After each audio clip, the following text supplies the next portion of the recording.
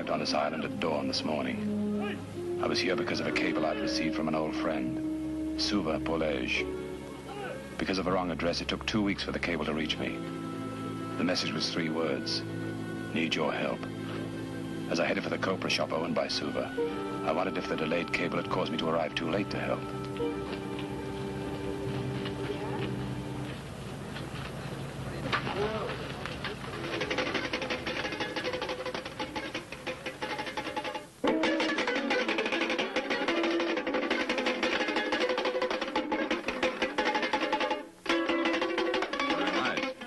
You like cobra mat, sir? You like? Yes, sir. Any man smart, when buys, he does for Mogi. Later, perhaps. Mogi, best guy in Lato. At closing time, he takes you to the devil himself for $1 American. I won't make your job that hard. Just tell Suva Polej that Mike Lanny would like to see him. What's the matter? Suva, go away. Suva no come back ever, never. You go away, too. Just a minute. How do I know who you are? How do I know?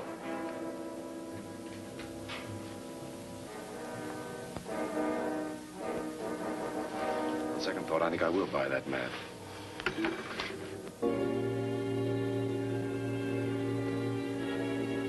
Mogi have no change. You come back later tonight, 10 hours after dark. All right.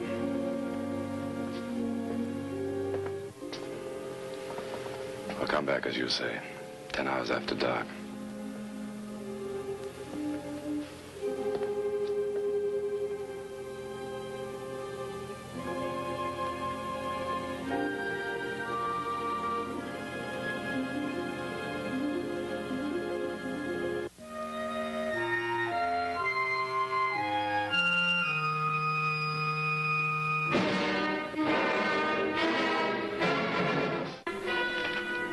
I bought back issues of the local newspaper, and I returned to my hotel.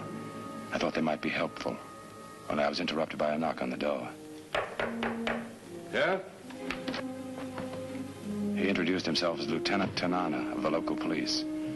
I recognized him as the officer I'd seen when I left Suva's shop. He was polite, but firm in his request for me to go with him to Colonel Lana's office. He carefully explained that Colonel Lana was the law of the island. As I waited for Lana, I saw a girl. You couldn't call her beautiful, but you could say she was interesting. You may enter now, Mr. Lanyard. Huh? Oh, thanks.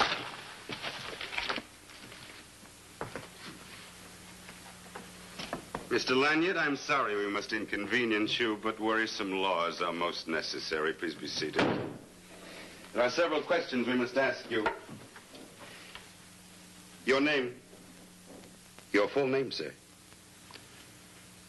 Michael Lanyard. Residence? United States. And your reason for coming here? Tourist. I will ask it again. Your reason for coming? And I'll say it again. Tourist. Strange that a tourist would be inquiring as soon as he entered our city about such a man as Suva Polej. What's so strange about that? First, that you should know one of our people.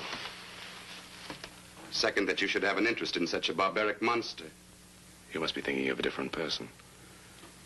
The Suva Polej I know is a Yale graduate. A credit to this country. This is the tropics, Mr. Lanyard. Place where in a day a vine will grow. It's a part of the world where the flora prosper and mankind is most apt to deteriorate. How does this apply to Suva? Suva Polej has succumbed to his heritage. He has been drawn back into the jungle, back to the ways of his forefathers, to savagery. You're out of your mind. I wish I were. At one time, he was a fine man. As you say, a credit to his country.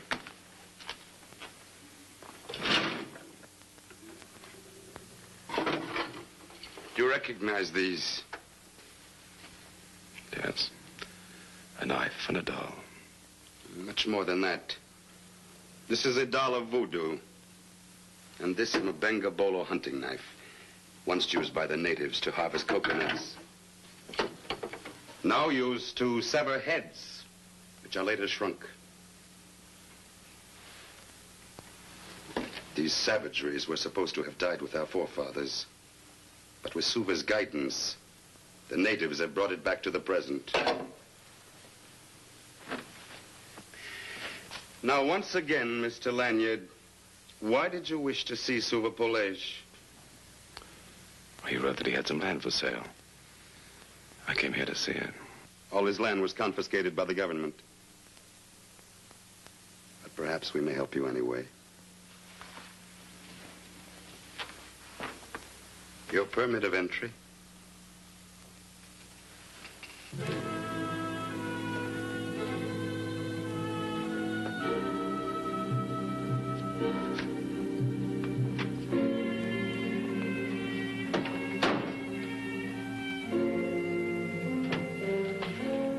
It was almost night when I left Lana's office. I wondered whether I was being tailed, but for the moment I didn't care. I had something else to do. Read the old newspapers in my hotel room.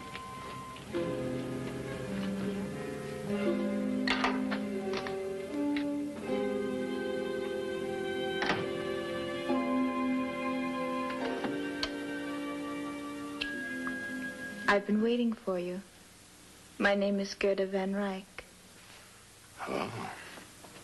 I'm here at the request of my fiancé, Colonel Lana. Oh.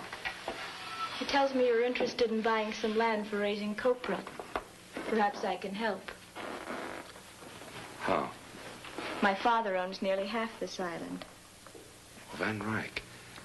I've seen that name on copra crates all the way back to Honolulu. It's been the business of our family for well over 100 years. But it's a lonely business. I think my father would be happy to sell some land if for no other reason than to have some company from America. Why not come out to our plantation for a day or so? I'll think it over. You will contact us. I will.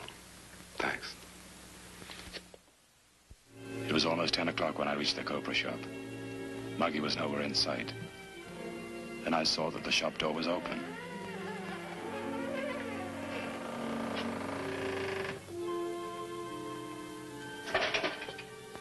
When I entered, I saw Muggy's ukulele. It had been smashed.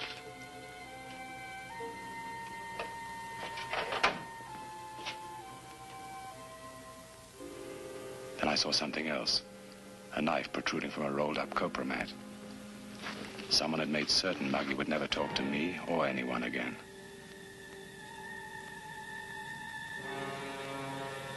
The knife was expensive, and carved on the handle was a crest. I had seen it before on a card belonging to the Van Rycks. If they had meant it as bait to get me to their plantation, I had a surprise for them. I was going to fall for it. Late the next day, I paid the Van Rycks a call. They were entertaining another visitor, Colonel Lana. We were invited to stay for dinner. Sometimes we begin to think we are more a part of the jungle than civilization. I'm not sure there's any real difference. What do you mean, Mr. Lanyard? Take the murder of the boy Matt dealer. Lato's a fairly modern town. Yet the way he died was very primitive. As I explained to you yesterday, there is a great movement on by Suva Polej to hack away at all the progress we have made here. Colonel Lana is right. A few more of these barbaric outbreaks, and this whole area will once again become a haven for savagery. Exactly what has happened? No one specific incident. We expect native outbreaks every now and then. They become quite frequent and violent. And you all think that Suva's are responsible, huh?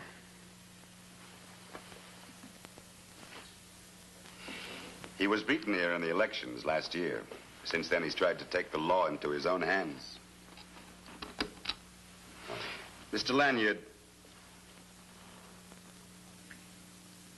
you're still not convinced of what we say about Suva Polej. Perhaps I could show you proof. Why is proving anything to me so important? You're an American. I assume a man of consequence. The opinions of such people are quite important to us. I'm not, as you put it, Colonel, a man of consequence, but I'd like very much to see your proof.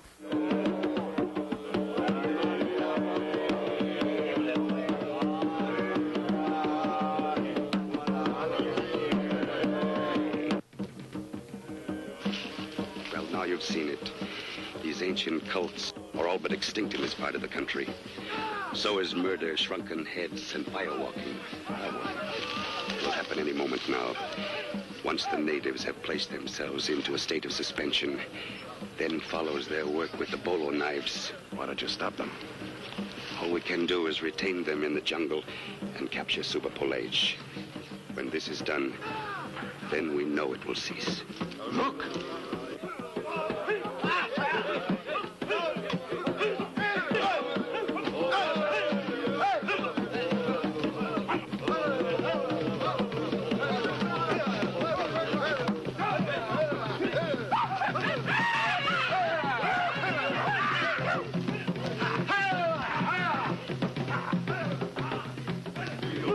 Mr. Lanyard, it is well you will be spared seeing what they will do to themselves before the night is over. It doesn't make sense.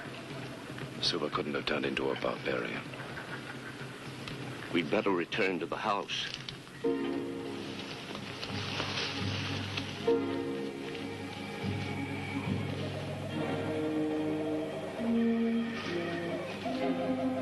At the entrance to the plantation, I excused myself, saying I was troubled and wanted to think. Lana understood and said, anyone is troubled when they find an old friend has become a murderer.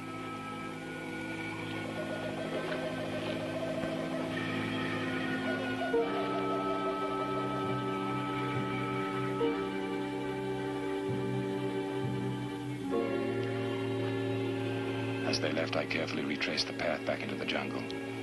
There had to be an explanation for what I'd seen. I couldn't believe the natives had crossed the time barrier.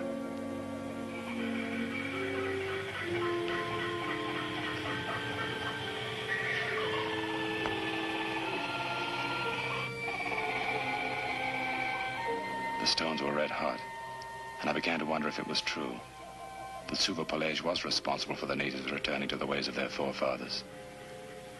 I decided to look around.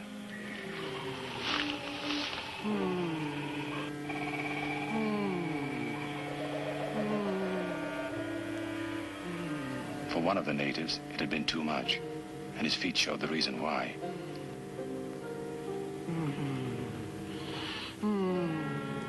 When I examined his eyes, his pupils were dilated, and I realized the firewalkers had all been drugged. That left a question. Was Silva responsible, or was it someone else? The native needed medical help, and the best I could do for the moment was to find some water for his feet.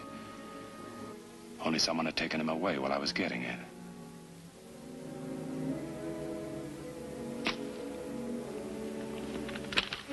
Lanyard, Yeah? you have to come with me. Where do we go? You have come a long way to see Suba. I will take you to him now.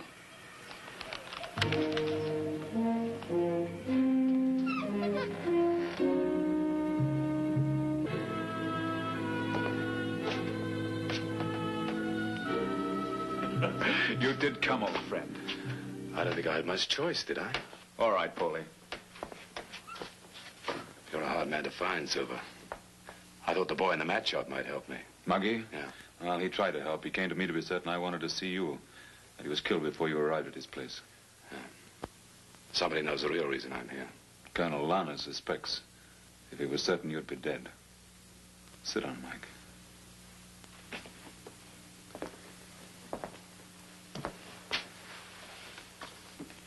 American cigarette, radio, all modern conveniences. You're not at all like you've been pictured to me. And just how have I been pictured, Mike? That you're trying to take the natives back to the Dark Ages? What's it all about? It's about a way of life, Mike. It's about giving every man a chance to live like a human being. Now, this wasn't the case when I returned here after the war. Lana had made a virtual dictatorship out of these islands. I made the mistake of fighting him fairly. Go on. You can see what it's gained for me.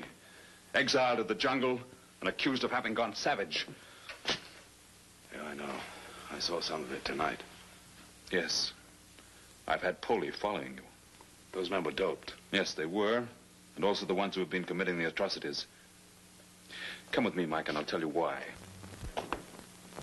These are our group of islands. Mixed among the population are a great many nationalities.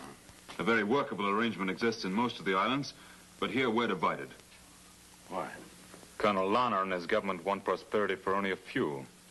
The majority of my people want a free government with prosperity for everyone. And you want to make it your own personal war, huh? Not so personal. One fights abroad for freedom. Why deny it at home? Where do the Van Ryks fit? They don't. Don't they? You're wrong. Why do you say that? The knife that killed Muggy had the Van Ryck crest on it. And Gerda Van Ryck is engaged to Colonel Lana. Suddenly, Suva turned from me. He began to talk, and then he got louder. He hollered I was a liar, that I'd double-crossed him. I tried to talk to him, but he wouldn't listen. Instead, he called for Polly. He gave orders to have me taken back to the Van Ryck plantation. He said he never wanted to see me again.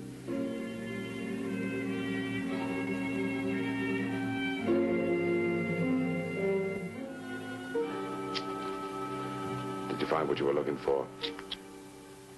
I found Suva's cable to you. You really are his friend. You figure it out. You're engaged to Colonel Lana. He's in this right up to his gold-braided neck. I know. I tried so hard to find a way to stop him. I don't believe you. You must believe me. You see, I'm in love with Suva Polej. What? I've been in love with him for nearly 3 years. When he was exiled to the jungle, my only chance of helping him was through Colonel Lana. So far, you haven't been much help. I can prove that Colonel Lana's responsible, and I've just discovered he's working for someone much more important. Oh? Who? My father. Sometimes when a man has achieved great wealth, something happens to him. It happened to my father. He had all the money he wanted, so he looked for power. Running this island became an obsession with him. And Lana was his front man, huh? Suva realized that people were being subjugated into a military dictatorship by Colonel Lana. So he rebelled, and the natives joined him. Does Suva know your father was involved in this? No. Does he know about your so-called engagement to Lana? I've never told him because I felt he might do something foolish. I saw Suva today. I told him about you and Lana. I told him in the wrong way. Where is Suva now? I'll take you to him. No. You wait here, I'll go alone. You take the South Spur Road. Go to the end of it and you'll see a clearing in the jungle. Follow the path until you meet Polly. He'll take you the rest of the way. Thanks. I had a feeling there wasn't much time left.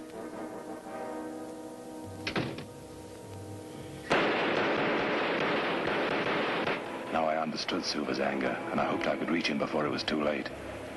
I followed the South Spur and finally reached the clearing Gerda had told me about. Only I hadn't arrived soon enough. It was Lieutenant Tanana. He was badly hurt. He mumbled that Suva and his men had caught them by surprise. In the battle that followed, Suva had taken Colonel Lana prisoner. Lana had pleaded for his life by telling Suva the whole plan against him was created by Van Ryck. Tanana suddenly stopped talking. He was dead.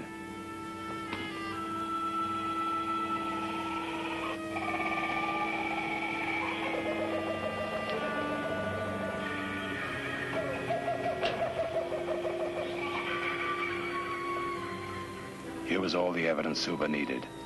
Cases of dope camouflaged as copra. Evidently, this had been the dispersing spot to the natives. Then I realized that Suva might be more interested in revenge than proof of Lana's treachery. If Suva was only interested in revenge, he wouldn't stop at Lana or Van Ryck.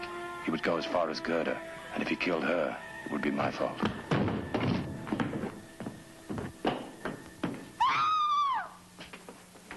Mr. Lanyard, I tried to explain explain, he won't listen. Why are you here, Mike?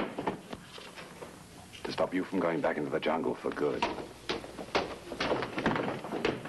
So she told you a story too, eh? Yes, I believed her.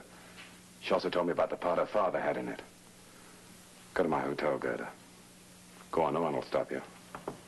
She won't get far. Polly'll stop her. Polly's in no condition to stop her. And if you want to try it, you've got to get past me first.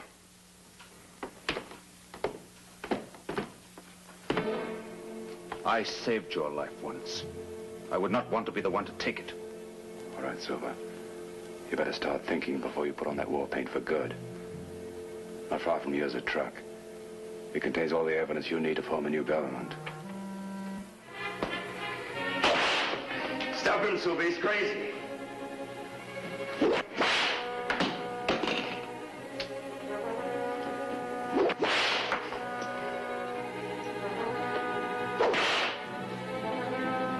Feel like riding now? Yes, anything. But please stop it. You too, Van Ryck.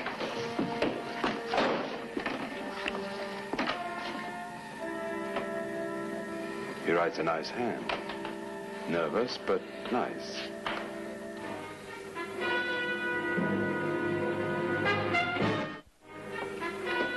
I wish you could stay.